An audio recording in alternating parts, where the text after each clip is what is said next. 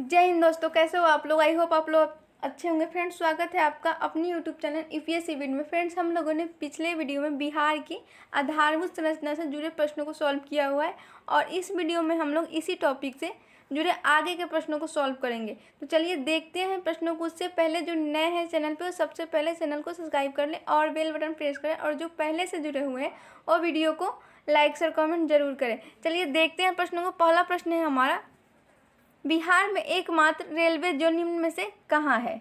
बिहार में एकमात्र रेलवे जो निम्न में से कहाँ है। तो कहाँ है, तो पूर्व मध्य रेलवे है। यहाँ पे जो बी ऑप्शन होगा वो सही होगा। अगला प्रश्न हम देखते हैं। अगला प्रश्न है हम लोगों का, पूर्व मध्य रेलवे का मुख्यालय कहाँ है। पूर्व मध्य रेलवे का मुख्यालय कहाँ है। तो कहाँ है इसका मुख्यालय, तो हाजीपुर में है। यहाँ पे आपका जो ए ऑप्शन होगा वो सही होगा।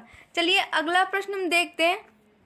अगला प्रश्न है हम लोगों का, पूर्व मध्य रेलवे की स्थापना कब हुई थी। तो कब हुई थी इसकी स्थापना, 2002 ईस्वी में हुई थी। यहाँ पे जो बी ऑप्शन होगा वो सही होगा। अगला प्रश्न हम देखते हैं।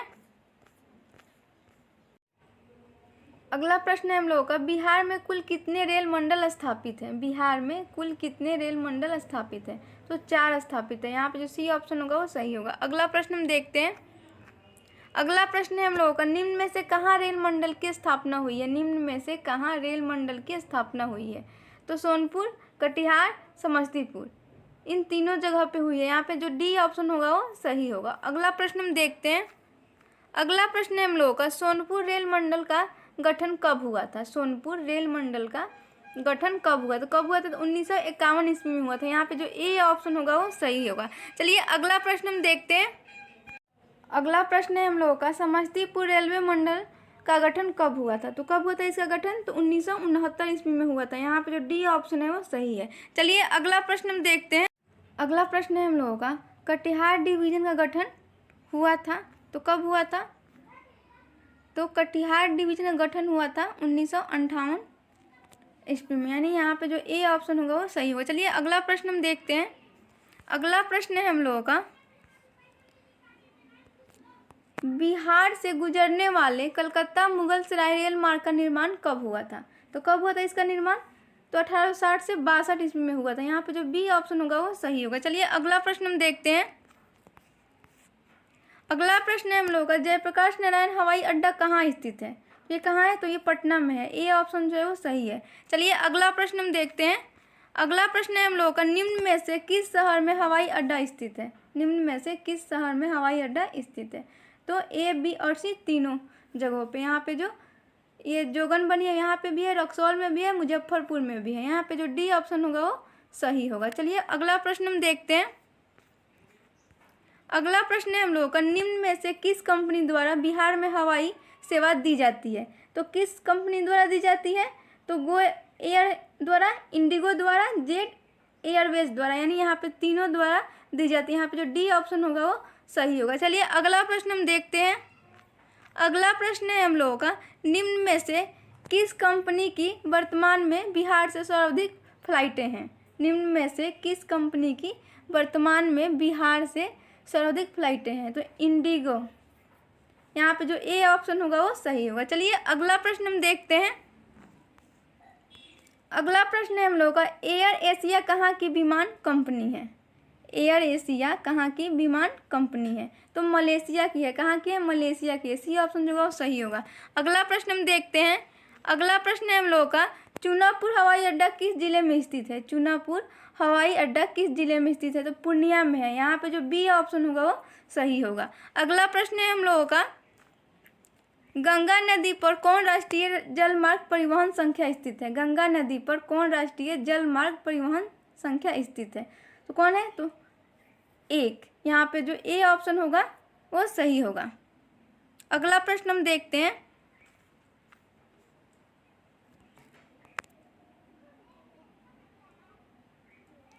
गंगा नदी पर स्थित राष्ट्रीय जलमार्ग इलाहाबाद से कहाँ तक है। गंगा नदी पर स्थित राष्ट्रीय जलमार्ग इलाहाबाद से कहाँ तक है, तो हल्दिया तक है। कहाँ तक है, हल्दिया तक। यहाँ पे जो आपका डी ऑप्शन होगा वो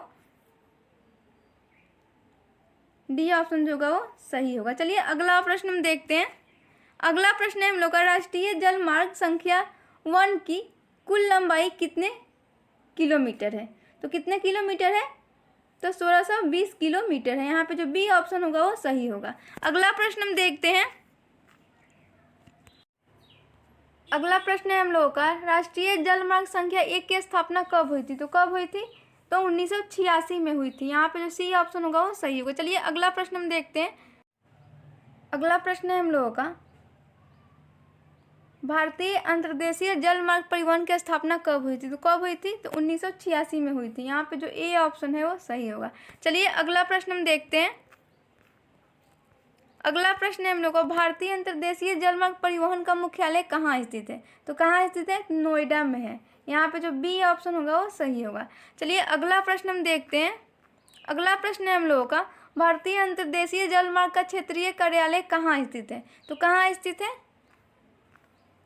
तो पटना, कलकत्ता, गुवाहाटी में है। यहाँ पे जो डी ऑप्शन होगा वो सही होगा। चलिए अगला प्रश्न हम देखते हैं। अगला प्रश्न है हम लोगों का, बिहार में रज्जू मार्ग का निर्माण कहाँ किया गया है? तो कहाँ किया गया है?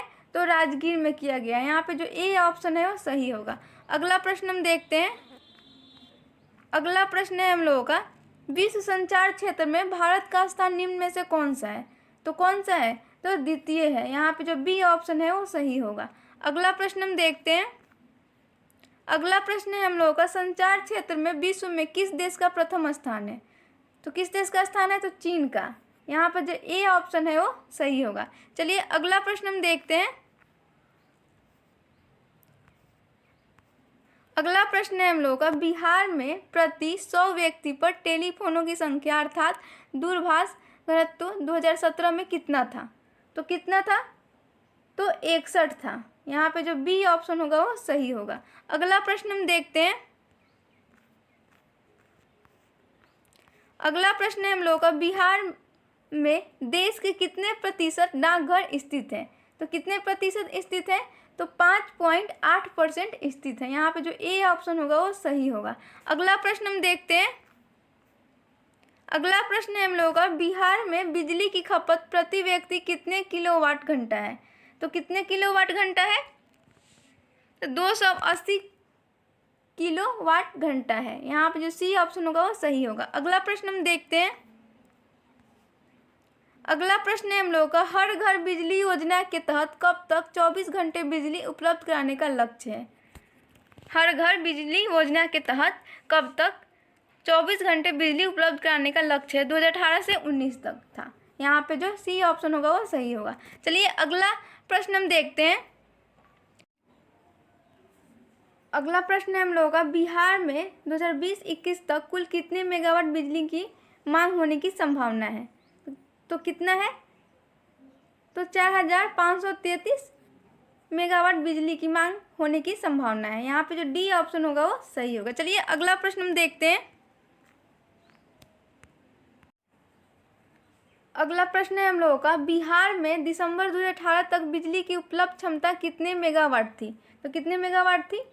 तो 5139 मेगावाट थी। यानी यहाँ पे जो ए ऑप्शन होगा वो सही होगा। चलिए अगला प्रश्न हम देखते हैं।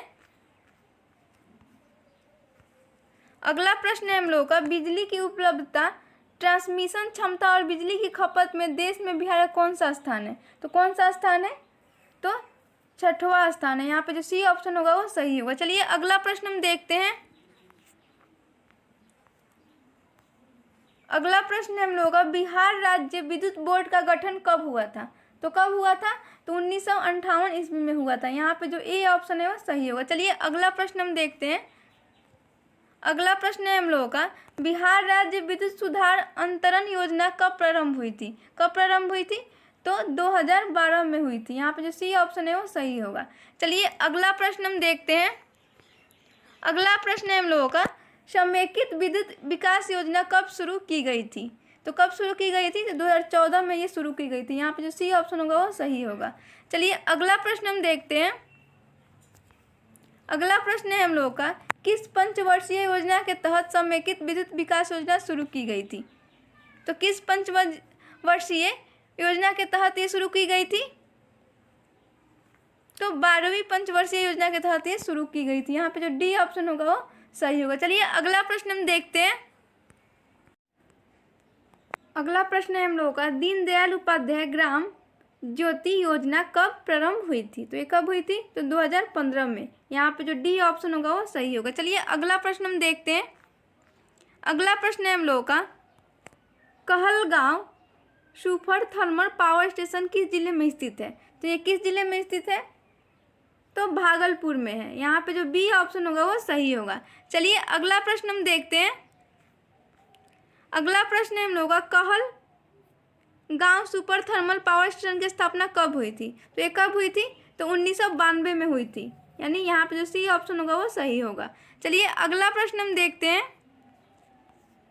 अगला प्रश्न है हम लोगों का, Kahalgaon super thermal power station की उत्पादन क्षमता कितने मेगावाट है? तो कितने मेगावाट है? तो 2340 मेगावाट है। यानी यहाँ पे जो सी ऑप्शन होगा वो सही होगा। चलिए अगला प्रश्न हम देखते हैं। अगला प्रश्न है हम लोगों का, बाढ़ सुपर थर्मल पावर स्टेशन किस जिले में स्थित है? तो किस जिले में है ये? तो पटना जिले में है। यानी ए ऑप्शन जो है वो सही है। चलिए अगला प्रश्न हम देखते हैं। अगला प्रश्न है हम लोगों का, बाढ़ सुपर थर्मल पावर स्टेशन का निर्माण कब शुरू हुआ था? तो ये कब शुरू हुआ था? तो 1999 में शुरू हुआ था। यानी यहाँ पे जो डी ऑप्शन है वो सही है। चलिए अगला प्रश्न हम देखते हैं।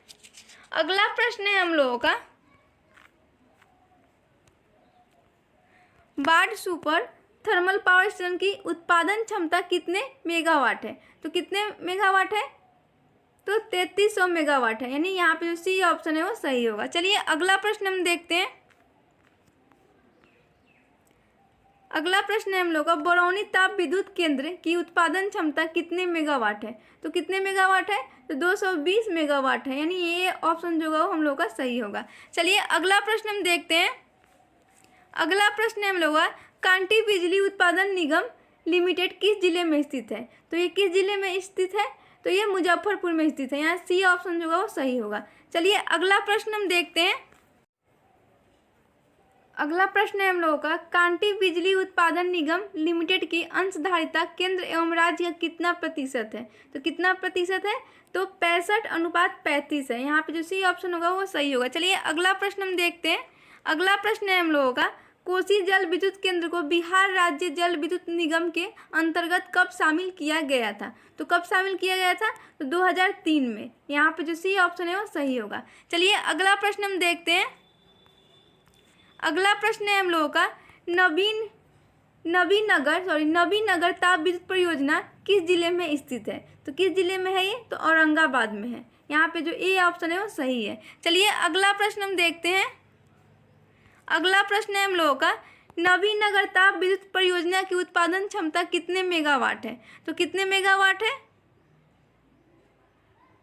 नबीनगर ताप विद्युत परियोजना की उत्पादन क्षमता कितने मेगावाट है? तो 1980 मेगावाट है। यानी यहाँ पे जो आपका सी ऑप्शन होगा वो सही होगा। चलिए अगला प्रश्न हम देखते हैं। अगला प्रश्न है हम लोगों का, सुपर विद्युत परियोजना किस जिले में स्थित है? तो किस जिले में? तो बांका में है। यहाँ पे जो ए ऑप्शन है वो सही है। चलिए अगला प्रश्न हम देखते हैं। अगला प्रश्न है हम लोगों का, सुपर विद्युत परियोजना किस उत्पादन क्षमता कितने मेगावाट है? सुपर विद्युत परियोजना की उत्पादन क्षमता कितने मेगावाट है? तो 3000 मेगावाट है। यहाँ पे जो सी ऑप्शन है वो सही है। चलिए अगला प्रश्न हम देखते हैं। अगला प्रश्न है हम लोगों का, सुपर विद्युत परियोजना के तहत कितने मेगावाट बिजली बिहार को मिलेगी? तो 2000 मेगावाट बिजली बिहार को मिलेगी। यानी ए ऑप्शन जो है वो सही है। चलिए अगला प्रश्न हम देखते हैं। अगला प्रश्न है हम लोगों का, पीरपैंती ताप विद्युत परियोजना किस जिले में स्थित है? तो ये किस जिले में है? तो ये भागलपुर में स्थित है। कहाँ है ये? भागलपुर में। यानी यहाँ पे आपका जो डी ऑप्शन होगा वो सही होगा। चलिए अगला प्रश्न हम देखते हैं। अगला प्रश्न है हम लोगों का, पीरपैंती ताप विद्युत परियोजना की उत्पादन क्षमता कितने मेगावाट है? तो कितने मेगावाट है? तो 1320 मेगावाट है। यानी यहाँ पे जो बी ऑप्शन होगा वो सही होगा। चलिए अगला प्रश्न हम देखते हैं। अगला प्रश्न है हम लोगों का, कजरा ताप विद्युत परियोजना किस जिले में स्थित है? तो लखीसराय में है। ये कहाँ है? ये लखीसराय में। यानी ए ऑप्शन जो होगा वो सही होगा। चलिए अगला प्रश्न हम देखते हैं। अगला प्रश्न है हम लोग, कजरा ताप विद्युत परियोजना की उत्पादन क्षमता कितने मेगावाट में है? तो 1380 मेगावाट में है, यानी यहाँ पे जो सी ऑप्शन है वो सही है। अगला प्रश्न हम देखते हैं।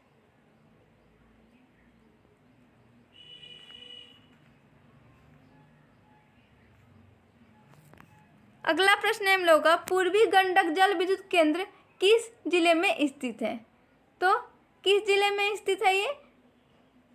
तो पश्चिमी चंपारण में है, यानी यहाँ पे जो बी ऑप्शन होगा वो सही होगा। चलिए अगला प्रश्न हम देखते हैं।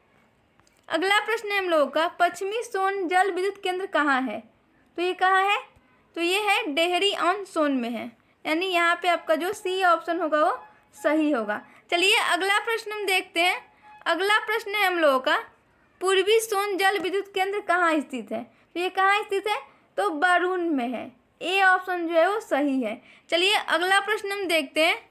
अगला प्रश्न है हम लोगों का, कोसी जल विद्युत केंद्र कहाँ स्थित है?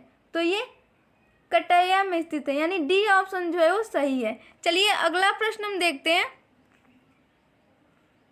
अगला प्रश्न है हम लोगों का, अगनूर जल विद्युत केंद्र किस जिले में स्थित है? तो अरवल में है। कहाँ है ये? अरवल में, ए ऑप्शन जो है वो सही है। चलिए अगला प्रश्न हम देखते हैं। अगला प्रश्न है हम लोगों का, बिहार में नवीकरणीय ऊर्जा का उत्पादन कुल कितने प्रतिशत होता है? तो कितने प्रतिशत होता है? तो 2.3% होता है, यानी ए ऑप्शन जो है वो सही है। चलिए अगला प्रश्न हम देखते हैं। अगला प्रश्न है हम लोगों का, बिहार में नवीन और नवीकरणीय ऊर्जा स्रोतों की संवर्धन नीति कब लागू की गई थी? तो कब की गई थी? तो 2011 में की गई थी, यानी ए ऑप्शन जो है वो सही है। चलिए अगला प्रश्न हम देखते हैं। अगला प्रश्न है हम लोगों का, बिहार नवीन और नवीकरणीय ऊर्जा स्रोतों की संवर्धन नीति कब तक प्रभावी रही थी? तो कब तक रही थी? तो 2016 तक रही थी, यानी यहाँ पे जो बी ऑप्शन है वो सही है। चलिए फ्रेंड्स, आज के लिए इतना ही। मिलते हैं हम लोग अगले वीडियो में। हाँ फ्रेंड, वीडियो को लाइक शेयर कमेंट और चैनल को सब्सक्राइब जरूर करें। तब तक के लिए धन्यवाद।